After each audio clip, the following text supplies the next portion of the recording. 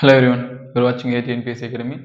நம்ம இன்னைக்கு எக்கனாமிக்ஸில் population டாபிக்கோட continue series தான் பார்த்துட்டு இருக்கோம். அதில் வந்து இப்போ என்ன பார்க்க போகிறோம்னு பார்த்தீங்கன்னா மக்கள் அடர்த்தி இருக்குங்களா. ஸோ மக்கள் அடர்த்தியை பொறுத்த வரைக்கும் ஃபஸ்ட்டு யார் இருக்கான்னு பார்த்தீங்கன்னா, இது ஃபஸ்ட்டே சொல்லியிருப்பேன். மக்கள் தொகையில் ஃபஸ்ட்டு யார் இருக்காங்க 4 பிளேஸில் அப்படின்றதுல வந்து ஷார்ட்கட் சொல்லியிருப்பேன். அதாவது பிமாருன்னு சொல்லியிருப்பேன் ஓகேங்களா. ஸோ பிமார்னா ஒன்றும் கிடையாது. பி மீன்ஸ் பீகார் சொல்லியிருப்பேன். MA மீன்ஸ் மத்திய Pradesh, R means Rajasthan, U means Uttar Pradesh ஓகேங்களா.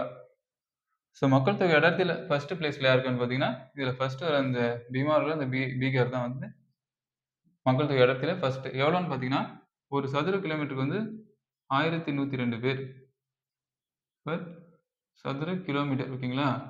ஸோ அந்த அளவுக்கு வந்து பாப்புலேஷனில் ஃபஸ்ட்டு இருந்தாலும் மக்கள் தொகை அடர்த்திலே அவங்க தான் வந்து ஃபஸ்ட்டு இருக்காங்க. ஸோ செகண்ட் யார் இருக்கான்னு பார்த்தீங்கன்னா வெஸ்ட் பெங்கால் ஓகேங்களா, அதாவது மேற்கு வங்காளம்.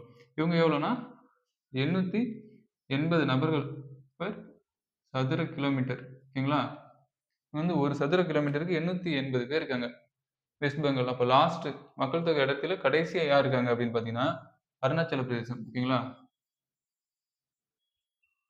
அருணாச்சல பிரதேசம் எவ்வளோன்னு கேட்டீங்கன்னா ஒரு சதுர கிலோமீட்டருக்கு வெறும் 17 பேர் தான் இருக்காங்க ஓகேங்களா. ஒரு சதுர கிலோமீட்டருக்கு வெறும் 17 பேர் தான் அங்கே இருக்காங்க. ரொம்ப லீஸ்ட்டாக மக்கள் தொகை கம்மியாக இருக்கிறது வந்து அருணாச்சல பிரதேசம் தான் ஓகேங்களா. ஸோ இது வந்து மக்கள் தொகை அடர்த்தி. ஸோ இது வந்து ஜஸ்ட் நம்ம ஸ்டேட் வைஸ் பார்க்கும்போது, ஸோ ஓவராலாக இந்தியாவில் மக்கள் தொகை அடர்த்தி எந்த அளவுக்கு இருக்குது, ஒரு சதுர கிலோமீட்டருக்கு எவ்வளோ இருக்குது ஓவரால் இந்தியா வைஸ் பார்க்கும்போது, ஸோ ஒரு 3 டேட்டா வருது ஓகேங்களா. 1951, அப்புறம் 2001, அப்புறம் 2011. 1951 எவ்வளோ இருந்தோ, 2001 எவ்வளோ, 2011 எவ்வளோ. நீங்கள் மேக்ஸிமம் தெரிஞ்சுக்க வேண்டியது 2011 மட்டும் தான் உங்களுக்கு எக்ஸாம் பாயிண்ட் ஆஃப் வியூ ரொம்ப இம்பார்ட்டண்ட்டாக இருக்கும்.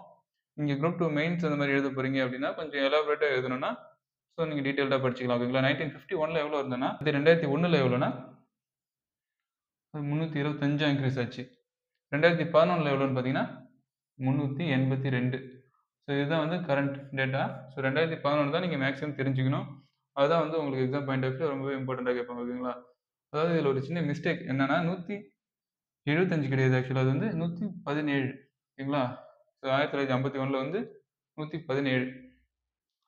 ஸோ நீங்கள் அது வந்து ரொம்ப எலாபரேட்டாக நீங்கள் மெயின்ஸ் எழுதணும்னு நினைக்கும் போது தேவைப்படும். நீங்கள் மேக்ஸிமம் வந்து உங்களுக்கு கொஷின்ஸில் வந்து குரூப் 4 குரூப் 2லாம் வந்து 2011 இப்போ மக்கள் தொகை அடர்த்தி எவ்வளோ அப்படின்னு தான் கேட்பாங்க ஓகேங்களா. ஸோ 382 இதை மைண்டில் வச்சுக்கோங்க ஓகேங்களா.